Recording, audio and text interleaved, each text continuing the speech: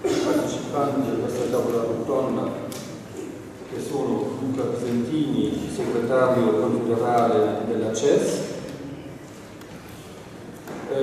Franco Mattini, segretario generale della FECAMS CGL, James Ritchie, coordinatore settori catering, latticini e cani IUF Vita,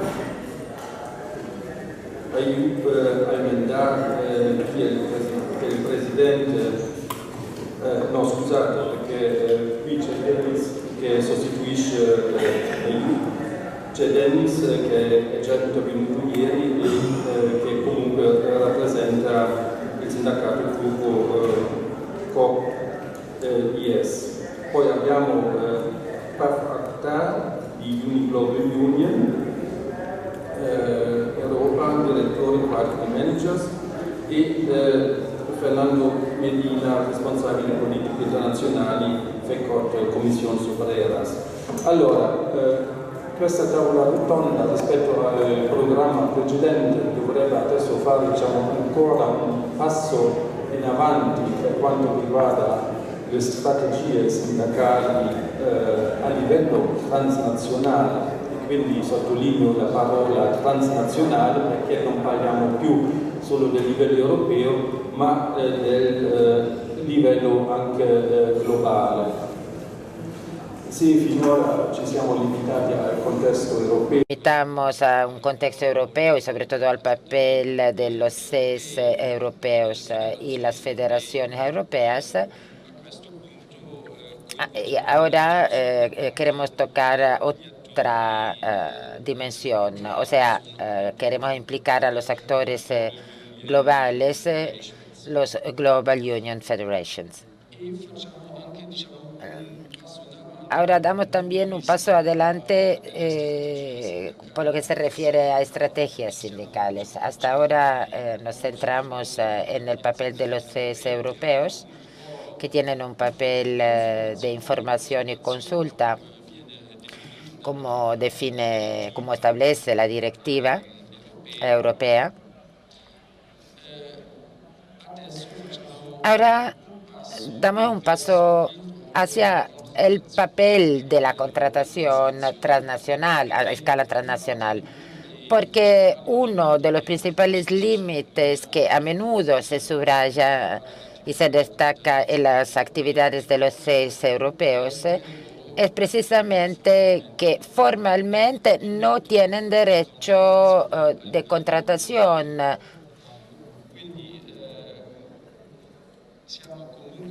Entonces nos encontramos delante de un proceso en los últimos, sobre todo en los últimos 15 años, que se ha agudizado después de 2000, un proceso, como digo, de negociación transnacional, a escala transnacional, y por eso se trata ahora de firmar acuerdos internacionales, como se solía llamarlos al principio, que luego se tuvieron que diferenciar entre sí, porque digamos que existen dos direcciones. Por un lado tenemos los acuerdos marco internacionales que se firman o se llaman también acuerdos globales y que se firman por las federaciones globales. Y por el otro tenemos a escala transnacional los acuerdos europeos que se firman por las federaciones europeas.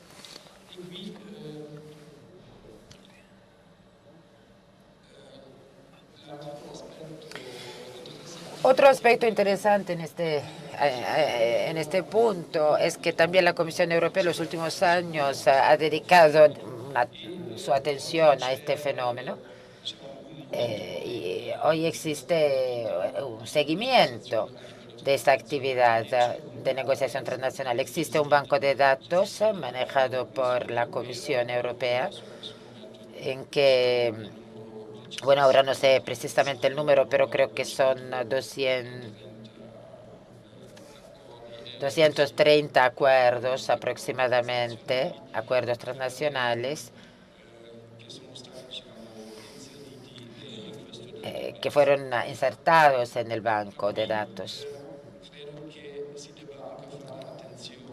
Yo creo que en este punto tenemos que prestar atención porque la Comisión Europea en el banco de datos que menciono inserta cualquier tipo de acuerdo y no hace una diferenciación entre los estipulantes, entre los firmatarios.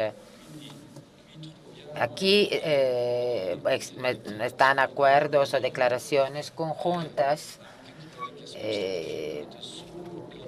firmadas solamente por los 6 europeos y donde falta la firma de las federaciones europeas. Y también hay acuerdos, los reales acuerdos europeos, que en cambio sí se firmaron también por las federaciones europeas. O sea que aquí ya surge un aspecto interesante para la discusión de este tema, un aspecto,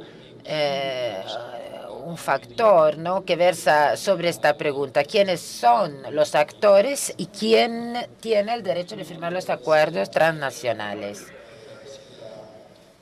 Sí, la Comisión Europea hoy cuenta con más o menos 230 acuerdos y declaraciones transnacionales. Digamos que la cuenta del sindicato sería diferente porque tanto las federaciones globales como las federaciones europeas reconocen solamente los acuerdos firmados precisamente por ellos. Entonces, aplicando este criterio, el número de los acuerdos transnacionales bajaría significativamente. Esta es la situación. Además, quería destacar otra diferencia importante en las actividades de contratación a nivel transnacional. En lo que a CES europeos se refiere, para su actividad existe, digamos, una base legal europea, que es la Directiva Europea. Pero hasta la fecha ha faltado una base legal para la contratación a nivel transnacional, lo que quiere decir que todos estos procesos de negociación a nivel transnacional tienen lugar solamente de forma con base voluntaria, y eso supone que los acuerdos sean firmados en grupos multinacionales donde hay consenso, ¿no?, por parte de la dirección.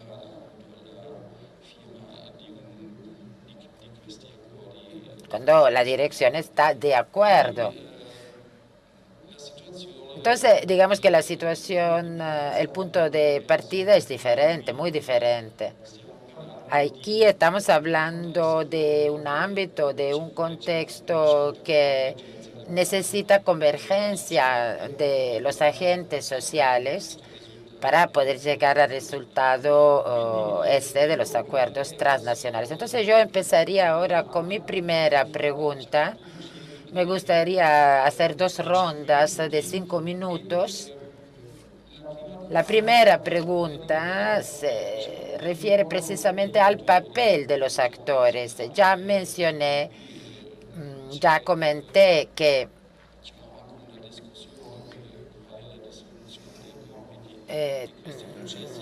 es importante discutir sobre las funciones precisas, las tareas precisas en los procesos. Y entonces les pediría a mis interlocutores que, considerando la diferencia entre nivel global y nivel europeo, quiénes son los actores y cuáles pueden ser sus aportaciones para llegar a estipular acuerdos transnacionales. Empezaría con James Ritchie, coordinador de IUF-WITA.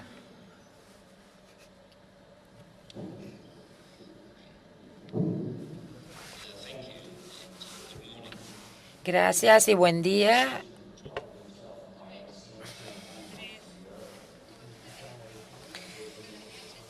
Yo no soy...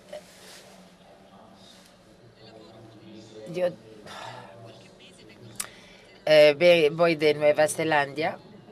Soy secretario general de los sindicatos de los trabajadores neozelandeses. Y quiero empezar hablando del papel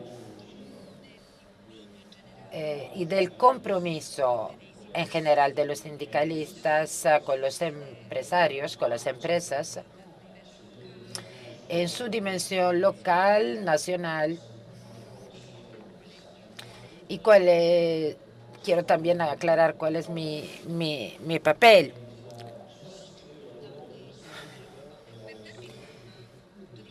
Bueno, para darle una idea de Nueva Zelanda, un punto de vista, decir que era un país que tenía un respaldo legislativo fuerte para la contratación colectiva y donde el papel de los sindicatos de la sociedad era igual que los países europeos. Pero en 1991 un gobierno neoliberal quitó de en medio todo el respaldo legislativo para el diálogo social, para el sindicato, la sociedad y también para la contratación colectiva. En Nueva Zelanda no existe una contratación colectiva a nivel nacional.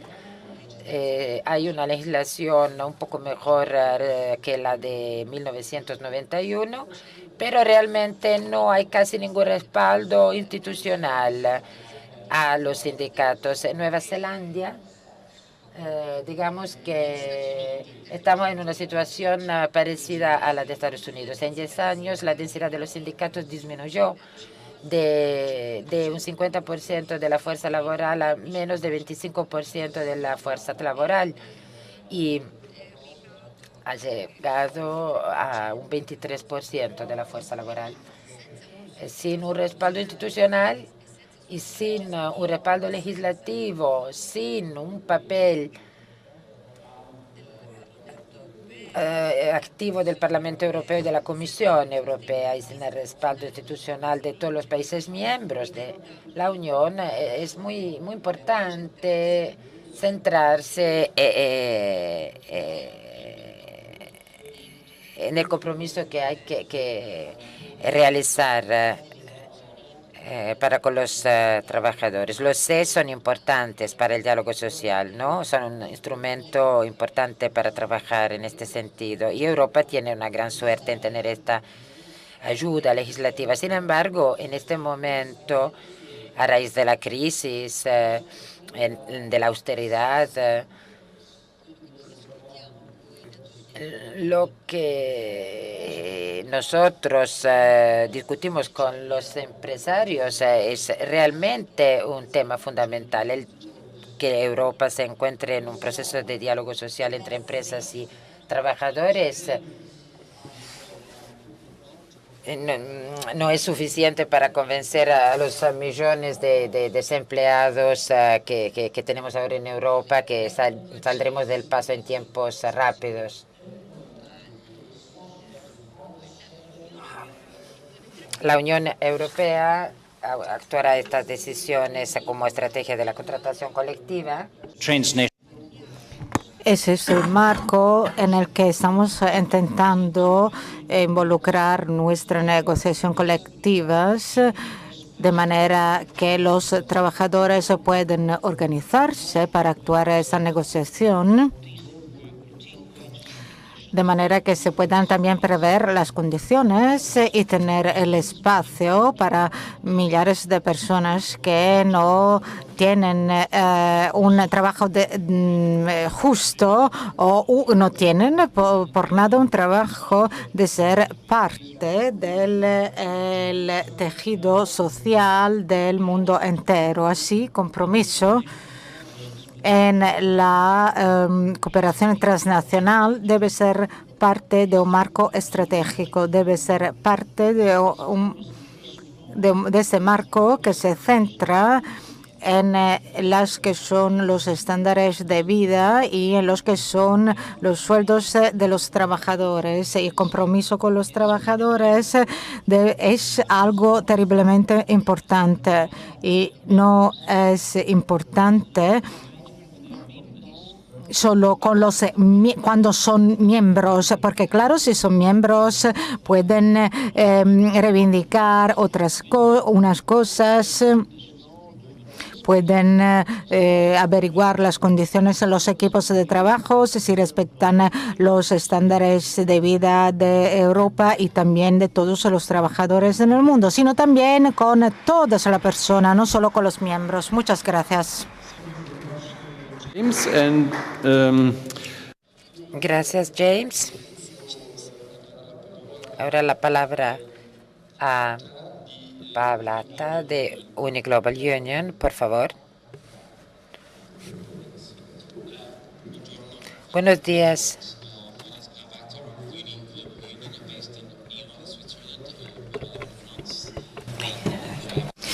Bueno, soy de Suecia, pero vivo en Francia. Claro que conozco muy bien la situación europea, trabajo con profesionales y trabajadores, pero quiero hablar hoy del trabajo de UNI a nivel global y también a nivel europeo, porque yo creo que es importante considerar los dos niveles. Quería añadir algo a esa discusión, a ese debate, hablando de lo que nosotros lo que hacemos nosotros como Uniglobal y cómo soportamos el trabajo de nuestros afiliados a nivel nacional y también regional.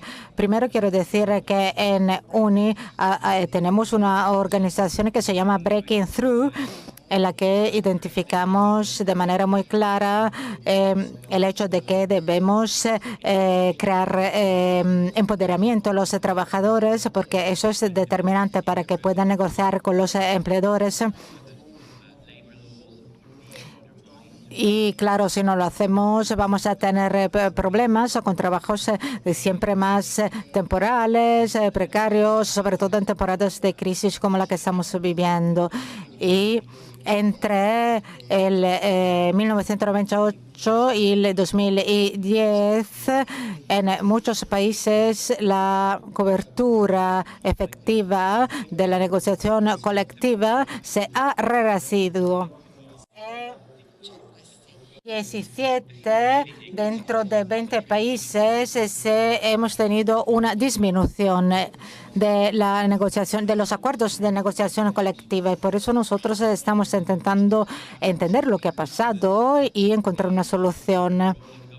El rol del gobierno hemos descubierto que ha sido muy importante. Muchas veces eran los gobiernos mismos que hacían más débil la legislación, y después hemos analizado también el poder de los sindicatos. Solo el 11% de la fuerza de trabajo es afiliada con un sindicato, y es fácil entender porque muchas veces los empleadores no se preocupan del rol de los sindicatos porque hay muy pocos inscritos. Y claro, eso es un evento global, pero también afecta a nivel nacional. Y nuestro rol es organizar el trabajo de nuestros afiliados. Decimos lo que deben hacer. Debemos organizar ese trabajo de manera que tengan un trabajo justo. Pero en nuestra experiencia trabajando en acuerdos transnacionales hemos trabajado Y me parece que hemos llegado a 49 convenios y nos hemos dado cuenta que las cosas que debemos actuar es condividir la información de las actividades que estamos desarrollando, lo que funciona, lo que no funciona, y debemos utilizar los convenios o colectivos de manera a eliminar el miedo que tengan los trabajadores, que muchas veces no se organizan por esta razón, porque tienen miedo. Bueno, es que tengo tan poco tiempo que me voy tan rápido. Bueno, por lo que se refiere a la estrategia, hay tres cosas importantes. Acuerdos globales, no es suficiente la voluntad sola de los trabajadores, una coordinación fuerte de los sindicatos y también debemos persuadir y hacer una presión hacia las diferentes fuerzas. Necesitamos un enlace, una conexión con la sociedad civil. Cuando las campañas que hemos organizado eran pequeñas o no tan importantes, no inspiraban a los trabajadores. Se necesita una estrategia para llegar a firmar un acuerdo colectivo y para tener éxito. Solo en esos casos se puede mejorar la vida de los trabajadores. Hemos visto que cuando planeamos muy bien las campañas, también tenemos un mayor éxito. Así,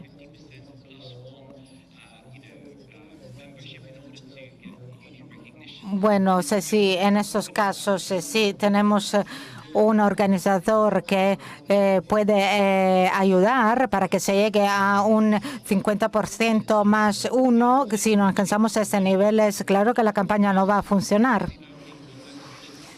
Y claro que debemos también motivar a los trabajadores para que se organicen números más grandes y se necesita empujarlos. Y la Unión Europea debe ser más flexible para coger las oportunidades que los empleadores proponen. En los últimos 15 días, UNI, con la sociedad civil de Bangladesh, ha trabajado para un acuerdo de seguridad con el gobierno en Bangladesh. Lo hemos hecho solo en 15 días. Y la razón fue que los sindicatos no se preocuparon de todas las fases de las que normalmente se preocupan. Se dieron cuenta de la necesidad de hacerlo rápido, así que dejaron las otras actividades y se centraron en ese acuerdo de seguridad. Bueno, este acuerdo fue firmado por muchas empresas multinacionales y esa es la base para iniciativas más fuertes que podemos desarrollar a menudo en este y en otros países. Muchas gracias. Bueno, ahora le voy a dar la palabra a Denise Aktugan, del sindicato de Turquía COP-IS. ¿Cuál es tu punto de vista por un punto de vista nacional?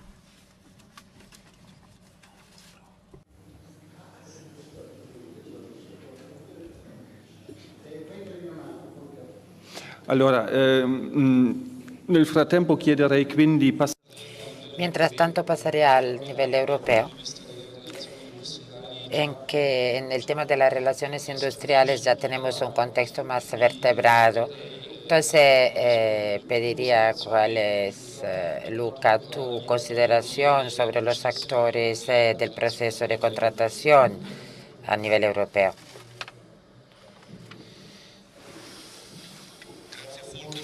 Gracias, Volker. Buen día a todos. Gracias a FILCAM por organizar esta iniciativa tan interesante que agrupa tantos actores. Yo les hablo de los acuerdos transnacionales desde el ángulo europeo. No envidio a los compañeros que tienen que manejar estos acuerdos en una perspectiva global. Ya nosotros tenemos nuestros problemas en Europa. Imagino que a nivel global sea aún más complicado.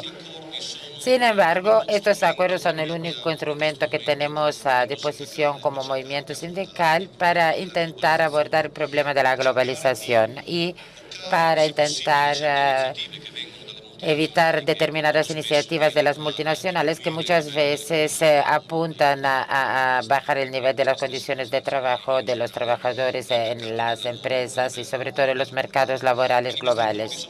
Estos acuerdos son al mismo tiempo una gran oportunidad y también un gran problema.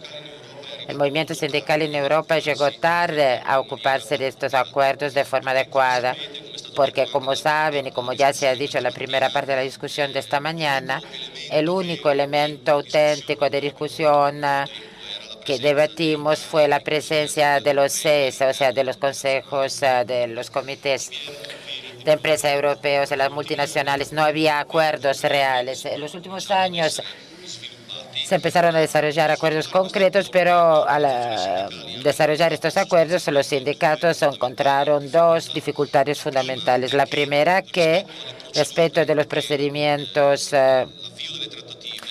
de apertura de las negociaciones, composición de la negociación, composición de la representación sindical, validez de los acuerdos, se da un montón de dificultades, pero no existe un marco jurídico a escala europea. Tenemos cuadros jurídicos internacionales en conflicto y muchas veces se dan problemas serios a la hora de definir el mandato de los actores.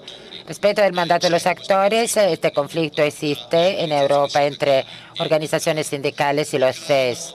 Los CES tuvieron y siguen teniendo una función fundamental en la comunicación con los trabajadores, en la recopilación, en la recolección de solicitudes, posibilidad de difundir información sobre acuerdos y su implementación, pero no tienen un papel de negociación. No lo tienen desde el punto de vista jurídico y tampoco desde el punto de vista político, porque no son nombrados por los trabajadores para ese papel. El papel de negociación tiene que quedar únicamente en manos de las organizaciones sindicales. Las federaciones europeas del sector tienen que tener un mandato concreto para la negociación por parte de sus afiliados en los países y en las empresas. Este es un nudo importante a disolver y algunas federaciones europeas adoptaron procedimientos muy eficaces. Primero, muy eficaz es el que se edificó por Industriol FEM, y también otras federaciones del sector adoptaron procedimientos parecidos, procedimientos que resuelven parcialmente estos problemas. Por un lado, intentan contestar a los problemas de cómo se empieza una negociación, de cómo se compone una negociación a escala europea, de cómo se entra en contacto con la empresa para encaminar la negociación, cómo se involucran a los CES en el proceso de negociación y cómo se escriben los acuerdos, se redactan los acuerdos para evitar que queden ambigüedades, para evitar que estas ambigüedades en los acuerdos, en la redacción de los acuerdos, se traduzcan en dificultad de aplicación en los países. Simultáneamente, las federaciones europeas con estos procedimientos intentaron también solucionar el problema de la relación con los trabajadores y con los CES europeos. Y esta relación se ha solucionado de forma teóricamente excelente, pero se dan muchas dificultades a la realidad, porque existe un problema de representación. Hoy seguimos sin una real representación sindical en las multinacionales europeas con una legitimidad propia, porque los CES, por un lado, tienen que ocuparse solo de información y consulta, pero están en contacto con los trabajadores. Las federaciones tienen referentes, no tienen en todos los países referentes sindicales de las empresas. A veces los referentes están en conflicto con los CES o con el sindicato externo. Entonces tenemos un problema serio. Y para solucionarlo es necesario afrontar a nivel europeo el problema de la representación de las federaciones europeas, en la relación con las federaciones nacionales y en la relación con las representaciones de cada empresa multinacional. Es necesario que las federaciones nacionales confieran poder a las federaciones europeas y a la vez consigan establecer verdaderas representaciones sindicales dentro de las empresas y los centros de trabajo. Los acuerdos transnacionales pueden ser una herramienta fundamental para resolver este problema, para implementar las relaciones industriales y el diálogo social, sobre todo allá donde son débiles. Si solucionamos este problema, yo creo que podremos dar más fuerza, más impulso a los acuerdos y no creo que conseguiremos solucionar totalmente el problema del valor jurídico a escala de los acuerdos a escala europea, porque tenemos problemas jurídicos de que a lo mejor hablaremos durante la segunda ronda de intervenciones, de ponencias, y que quedan pendientes de solución y que se podrán solucionar solamente si sabremos conseguir construir un marco general que nos permita aplicar los acuerdos en todos los países. Gracias, Luca.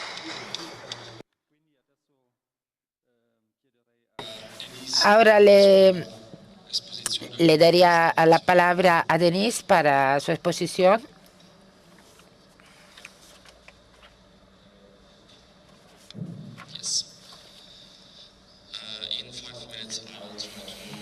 En 5 minutos intentaré darle mi presentación.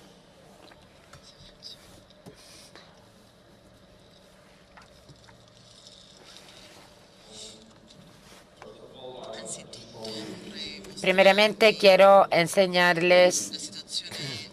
hablarles de la situación general de la vida laboral en Turquía. Luego añadir algo sobre las alianzas. En Turquía, el nivel de organización es muy bajo, desafortunadamente. Les voy a enseñar una estadística ahora.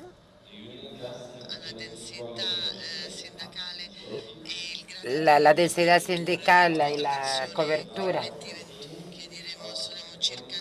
digamos que es aproximadamente del 12-13%, pero según las últimas estadísticas, el nivel de organización sindical o de pertenencia es solamente el 9%. Si hablamos de contratación colectiva, tenemos un 6%, y en el sector privado el nivel es del 3%. En nuestro sector comercial, solo el 1%, o sea que vamos bajando, ¿no? Por eso necesitamos alianzas, precisamente porque el grado de organización sindical es muy bajo en Turquía. Secundariamente, en segundo lugar, quiero decir que hay muchas dificultades en la organización en mi país. Primero de todo, los empresarios utilizan tácticas para desalentar la sindicalización, incluso la intimidación. Ponen trabas echan trabas a los miembros de los sindicatos, a los afiliados. Se despiden muchos trabajadores si son afiliados según a sindicatos, y según la Confederación Turca, cada año 10.000 trabajadores pierden su empleo precisamente porque pertenecen a un sindicato. O sea, esto dificulta muchísimo la organización y por esto necesitamos crear alianzas. Tercer punto, el procedimiento de la contratación colectiva, el procedimiento legal es muy difícil. Tenemos umbrales. Primero, a nivel de sector, tenemos que llegar a un 3%. En nuestro sector comercial tenemos 2,5 millones de trabajadores y tenemos que llegar a un 3%, o sea, 75.000 miembros tendríamos que tener organizados en un centro de trabajo. Y luego tenemos que alcanzar un 50% más 1. Solamente en ese caso se puede solicitar al Ministerio de Trabajo. felicitar la representación. Y para eso necesitamos alianzas. Los empresarios utilizan, como digo, tácticas antisindicales.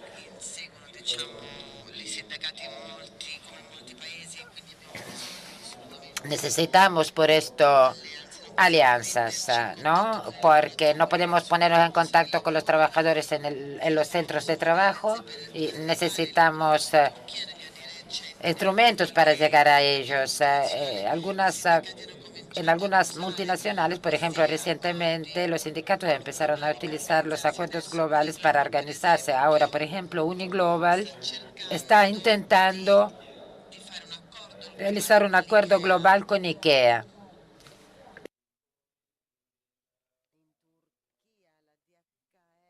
En Turquía, UPS, Carrefour, DHL, H&M y otras multinacionales,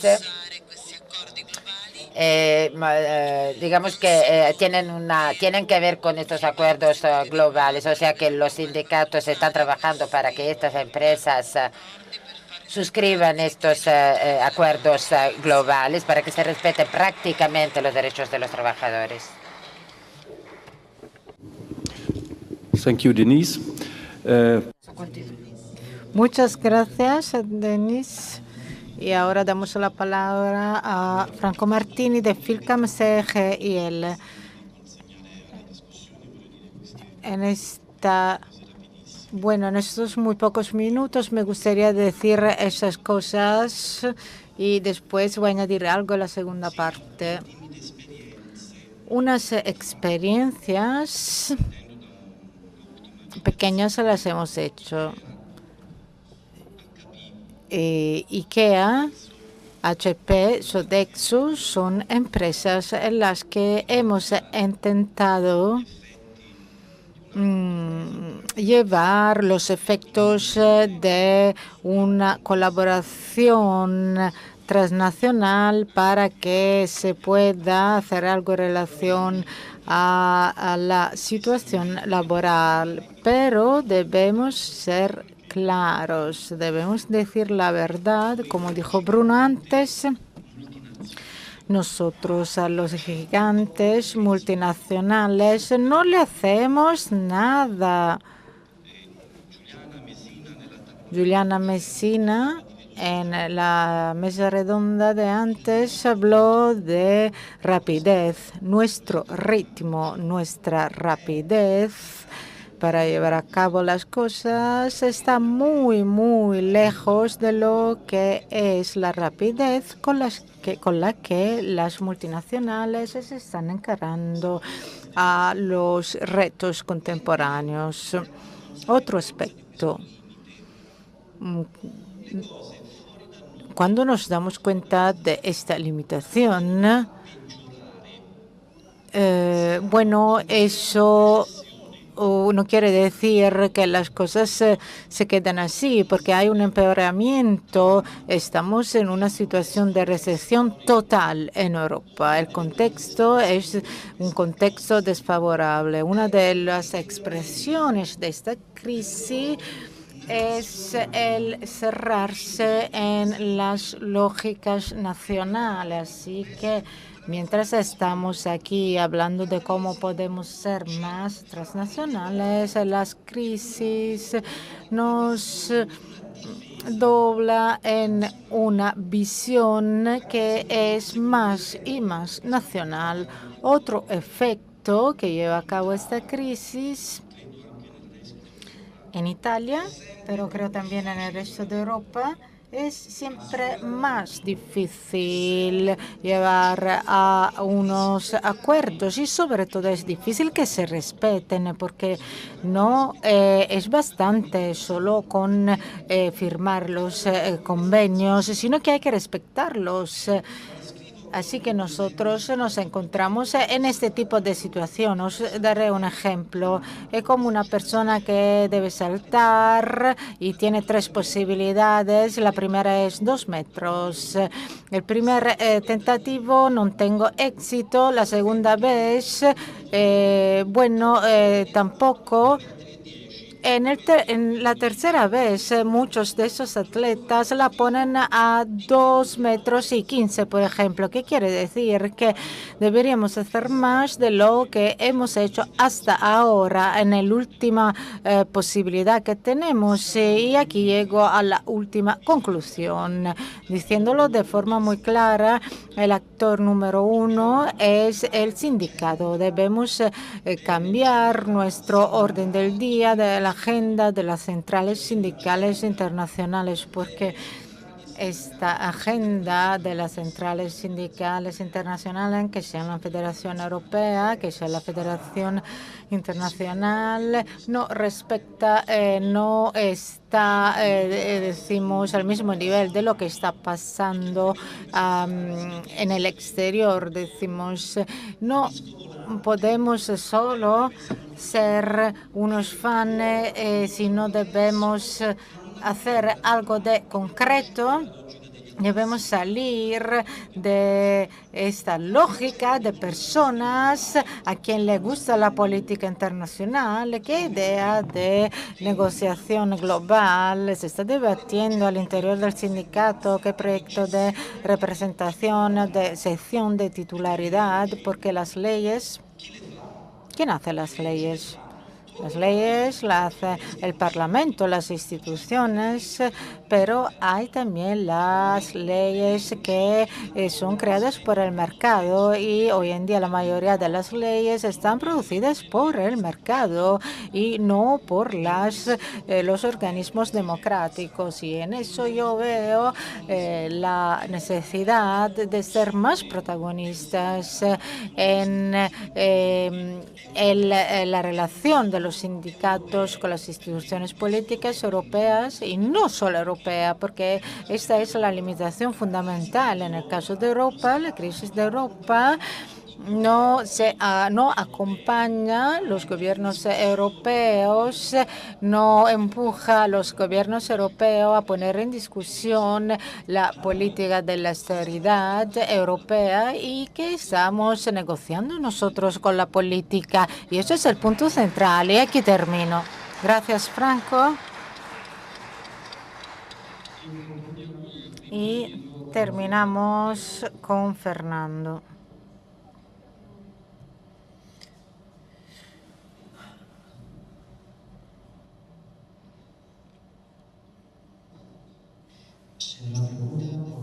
El moderador, quiénes son y cuál es el papel de los actores que intervienen en las alianzas sindicales y en los acuerdos globales. Yo creo que la respuesta es sencilla.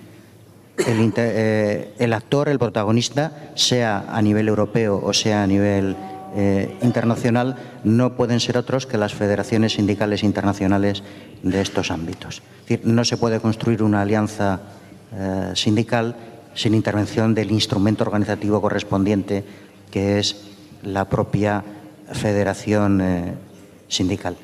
Sin embargo, no es fácil. Eso supone pasar de un sindicalismo de coordinación, porque eso es en realidad lo que son todavía en buena parte nuestras federaciones sindicales en Europa y a escala mundial, a un sindicalismo de propuesta y a continuación a un sindicalismo de acción. En definitiva, hay que cambiar la agenda de nuestras internacionales, utilizando la expresión del orador que me ha antecedido. Otra observación. Cuando hablamos de comités de empresa europeos, es un plano que, con todas sus dificultades, nos es relativamente cómodo al sindicalismo, porque se da en un plano institucional. Hay un entramado en la Unión Europea, hay unas directivas, hay una serie de normas, y en ese entramado nos movemos. Sin embargo, cuando hablamos de acuerdos transnacionales y de alianzas sindicales, hablamos de un elemento voluntario que requiere de la iniciativa y de la voluntad del sindicato. Iniciativa y voluntad que solo puede ir dirigida, primero, a obtener el reconocimiento en el plano internacional y, a continuación, a negociar aquello que se haya acordado previamente entre los miembros de la alianza y de la propia internacional. Y no puede ser de otra manera, porque una alianza, igual que un sindicato, si no tiene como objetivo la negociación, ¿para qué sirve? Puede valer para la solidaridad, para la información, pero en definitiva se queda corto.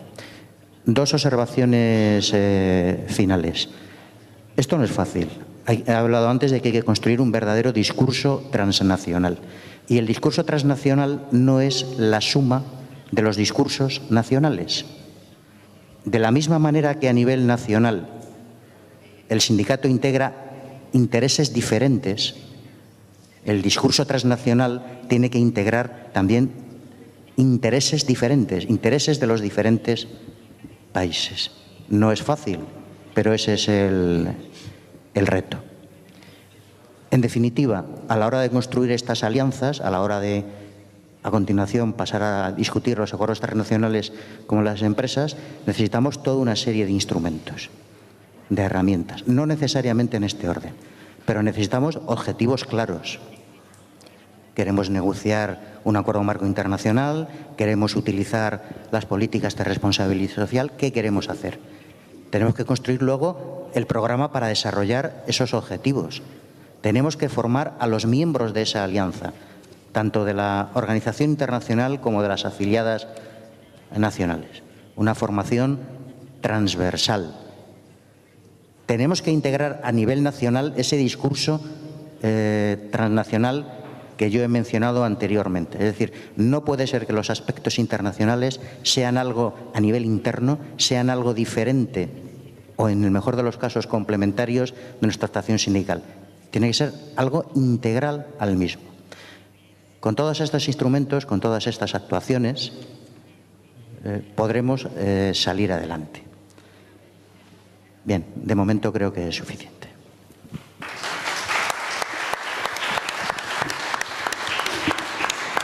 Gracias, Fernando. Gracias, Fernando. Ahora pasaría a la segunda ronda, que lamentablemente será muy breve, mucho más breve. Les pido a los interlocutores que por favor sean aún más sintéticos, porque como mucho tendremos 3 minutos a disposición cada uno. Mi pregunta es, estos acuerdos transnacionales, ¿qué impacto tienen? ¿Tienen un impacto concreto en las empresas? También sabemos que a menudo estos acuerdos transnacionales, sobre todo, son considerados, sobre todo por la dirección, son considerados un elemento más de su estrategia de responsabilidad social. Por eso, a veces, a menudo, son acciones, poco más que acciones de relaciones públicas, digamos. Esta es la pregunta. ¿Cuál es el impacto concreto de estos acuerdos transnacionales? Empezaría esta vez también con James Ritchie, por favor.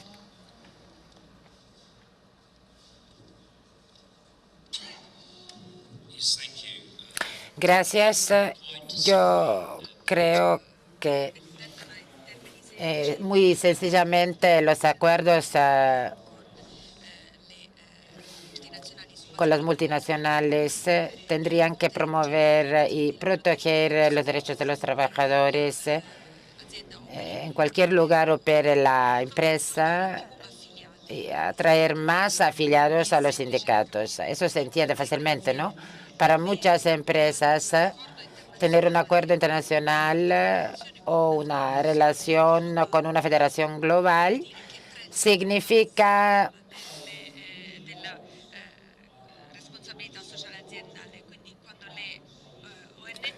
que la responsabilidad social de la empresa está garantizada y la pueden enarbolar cuando, por ejemplo, las ONGs soliciten una prueba, digamos, de esta estrategia por parte de la empresa. Para las empresas, eso quiero decir, a veces es un punto de llegada. Para nosotros no, para nosotros es el contrario, es el punto de partida, es el único modo para garantizar el respeto de los derechos de los trabajadores. Los acuerdos internacionales pueden permitir nuestra influencia. Nosotros tuvimos en los últimos meses un acuerdo con Sodexo, una agencia de catering mundial, y el acuerdo marco no solo reza que los trabajadores tienen derechos, sino que también establece procedimientos mediante los cuales los trabajadores pueden acceder a los sindicatos y negociar colectivamente para la empresa. Fue un trauma enterarse de que queremos dar a los trabajadores determinados derechos. En India, en Axodex, tiene en India su segundo mercado más importante, y los directores locales no saben nada todavía del acuerdo global firmado en París, pero si no van a dar a los trabajadores el derecho de organizarse y negociar colectivamente,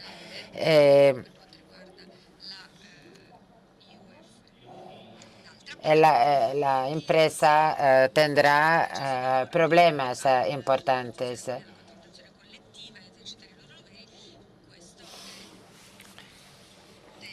Este es un tema realmente muy importante.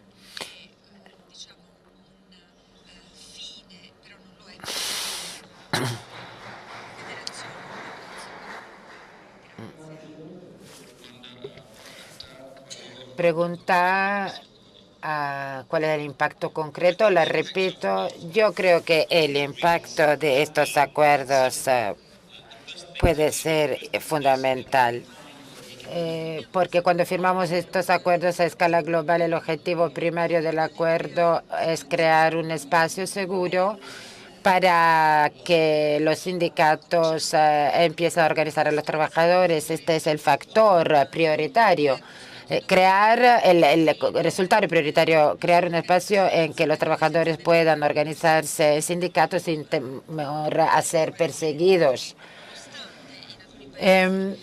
Aunque en algunos países existen buenas leyes, este es el riesgo que se corre. Y segundo, creo que estamos encontrando cada vez más dificultades a la hora de firmar, también en Europa, acuerdos multinacionales con las empresas. Una razón, esto ha pasado recientemente, una razón, como digo, por ejemplo, ha pasado en el sector del la ropa. Las empresas se preocupan de que si firman un acuerdo luego tendrán una responsabilidad legal. Bueno, claro, porque esto es un objetivo, ¿no?, de la responsabilidad de las empresas. Claro que si no se respetan los derechos de los trabajadores a organizarse en sindicato, el riesgo es que tengan que asumir su responsabilidad en caso de necesidad. Pero digamos que el hecho de que las empresas firmen acuerdos oficiales, formales, y entiendan el alcance de esos acuerdos es fundamental para que las multinacionales entiendan que tiene un valor importante la firma de un acuerdo global. Nosotros tenemos que utilizar este poder para demostrar que nosotros tenemos detrás nuestro a los trabajadores y que queremos utilizar los acuerdos para reducir los riesgos de los trabajadores. Por ejemplo, pensemos en lo del Bangladesh. Podemos utilizar muchas organizaciones sindicales europeas e internacionales porque las empresas multinacionales dicen que porque, claro, se puede impugnar, se puede oponer que la marca en Europa ha sido dañada porque las empresas en Bangladesh no protegen los derechos de los ciudadanos y así dañan el prestigio de la casa matriz. Bueno, con Securitas y Carrefour también hemos tenido que revisar acuerdos, porque los acuerdos globales, cuando no son eficaces, tenemos que tener el valor de decir que no funcionan y que tienen que ser revisados. Tenemos que volver a redactarlos, y es lo que hicimos con Carrefour y Securitas recientemente. Gracias. Ahora yo preguntaría a Denis. Él ya dijo en su primera presentación que están intentando realizar acuerdos globales. Le pediría si estos acuerdos tuvieron algún impacto en su contexto. Puedo decir que En algunas empresas que tienen acuerdos globales, se han tenido resultados, sobre todo en términos de relaciones entre sindicatos y empresas. Por ejemplo, en Turquía, la alianza Carrefour ha ayudado a los sindicatos a organizar otras empresas en el país. Entonces, este tipo de aporte ha sido muy positivo. En otras empresas, en cambio, los acuerdos marco no existen. La dirección no reconoce el derecho a la existencia de estos acuerdos. Por ejemplo, H&M tiene un acuerdo global con Uni, pero no cumple con los criterios. Los trabajadores en Turquía no pueden organizarse y los trabajadores de Securitas también tienen acuerdos marco globales, perdón. Y en el caso de Securitas, cuando se hace una entrevista, la entrevista de trabajo, cuando los trabajadores van a la entrevista para ser contratados, se les pregunta, ¿estás afiliados a algún sindicato? Este es un ejemplo, ¿no?, de la presión. DHL, a su vez, tiene un acuerdo con Uni y creo que el acuerdo marco global puede ayudar mucho en esta situación. Gracias, Denise. O sea, se ha tratado de observaciones críticas, ¿no? Ahora, Luca, ¿cuál es la situación en Europa desde el punto de vista europeo? Bueno, primero, antes Franco Martini dijo que nosotros justamente cosquilleamos a las multinacionales, no más. Pero también existen otras situaciones. En Polonia celebramos un seminario hace algunas semanas y los compañeros de Polonia nos llevaron dos casos diferentes. El de Volkswagen, donde después de muchas dificultades el sindicato polaco consiguió hacer aplicar a Volkswagen los mismos criterios, no las mismas condiciones, pero los mismos criterios de trabajo, también en términos de sueldo que en Alemania. Y por otro, a empresas de telecomunicaciones que, no obstante la existencia de acuerdos, no se cumplen estos acuerdos por la dirección local. Claro que la aplicación, el cumplimiento, depende también de la fuerza del sindicato, no solamente del compromiso de las empresas, ¿no? Y depende eso también de los sectores y de la fuerza con que se trabaja en este tema. Lo que tenemos que hacer para solucionar este problema a escala europea y para aprovechar totalmente las posibilidades que brindan estos acuerdos y no limitarnos a cosquillear a los gigantes multinacionales, es aplicar la contratación colectiva. La única forma para hacerlo es hacer que las federaciones nacionales, por un lado, consoliden cada vez más su representación en las multinacionales y por el otro, que den un mandato preciso a las federaciones internacionales europeas. Sin este mandato, las federaciones europeas e internacionales no tienen ninguna posibilidad de influir en los procesos. Este nacionalismo que está saliendo a flote a raíz de la crisis existe también en el movimiento sindical, lamentablemente. A menudo nos replegamos en nuestros problemas nacionales, nos cerramos en nuestras dificultades y no miramos hacia afuera. Otro elemento es que, por lo menos a nivel europeo, nosotros necesitamos un marco jurídico normativo para dar cimientos jurídicos a los acuerdos, fundamentos jurídicos a los acuerdos. Estamos desarrollando con el mandato de las federaciones europeas una negociación con la Comisión Europea para realizar este marco normativo. Sepan que las empresas no quieren saber nada de eso, de construir un marco normativo. Y la única posibilidad que tenemos para alcanzar este resultado es presionar el Parlamento Europeo y también los parlamentos, los gobiernos nacionales, también las empresas multinacionales y las organizaciones del sector, Si hablamos con Business Europe, que es la federación la organización confederada no podremos conseguir este resultado. Y para finalizar, quiero decir que su papel como organizaciones de sector es fundamental, porque ustedes pueden influir la posición de las organizaciones sectoriales, de los empresarios y también las decisiones de los gobiernos, porque la Comisión junto con el sindicato solos no podrán solucionar este problema.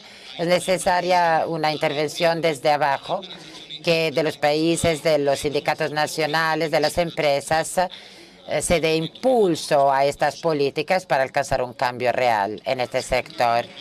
Gracias, Luca. Ahora la palabra. Solo 2 consideraciones quiero agregar a las que ha hecho Luca. Un ingrediente más, el valor de esta dimensión, la dimensión de la contratación global, los acuerdos transnacionales, tiene que entrar en la mentalidad de nuestras organizaciones, ¿no? En la cabeza del sindicato. O sea que necesitamos contaminación, conocimiento, contagio, digamos, ¿no? Necesitamos conciencia del valor, de la importancia de esta dimensión. O sea que, en primer lugar, se trata de una gran operación cultural, de cultura sindical, que se tiene que realizar. Por esto, proyectos como este, un proyecto de actuación más global, de formación sindical, es fundamental. Y segundo, experimentación. ¿Cuántos acuerdos ha contado la Comisión? 230. Bueno, no importa cuántos sean. Gianluca habló también de experiencias positivas, ¿no? Entonces, lo importante es individuar 2, 3 o 4 casos más y luego empecemos a experimentar con estos casos, ¿no? A partir de allí, cómo se construye el acuerdo, cómo se maneja, cómo se hace aplicar, cómo se cumple en los varios países, para luego poder reflexionar sobre los resultados de la experimentación, dando un título a todo, ¿no? Para nosotros, la multinacional tiene que ser una empresa basada en la libertad sindical, o sea, el derecho de cada trabajador y cada trabajadora a reconocerse en un sindicato y hacerse representar por él. Este tiene que ser el primer artículo de cualquier acuerdo que firmemos.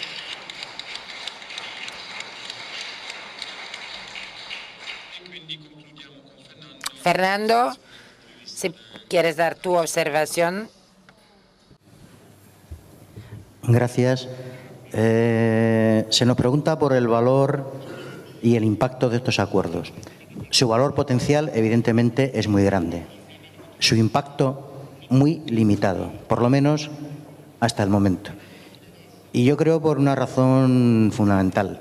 Aunque los acuerdos los que existen nacen con una vocación ofensiva, en el sentido de que son fruto de la iniciativa y de la propuesta del movimiento sindical, en la generalidad de los casos pretenden suplir debilidades nacionales, cuando un acuerdo transnacional debiera surgir de la manera inversa, es decir, ser el fruto de las fortalezas sindicales nacionales, por lo menos en una serie de países. Por tanto, su impacto es muy limitado.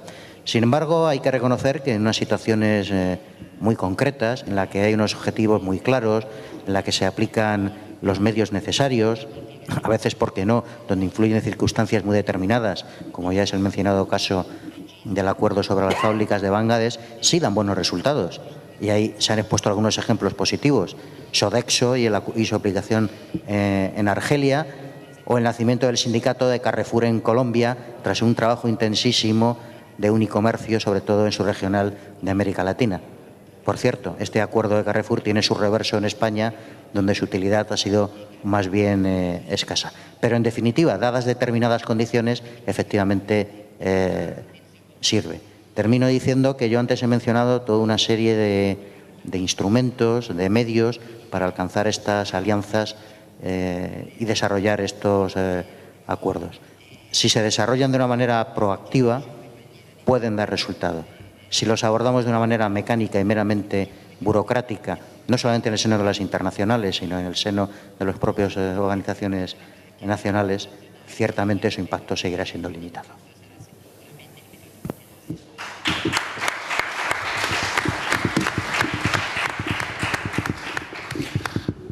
Grazie mille e ringrazio. Gracias. Gracias a todos los ponentes por respetar el tiempo dedicado que tenían a disposición. Conseguimos finalizar la mesa redonda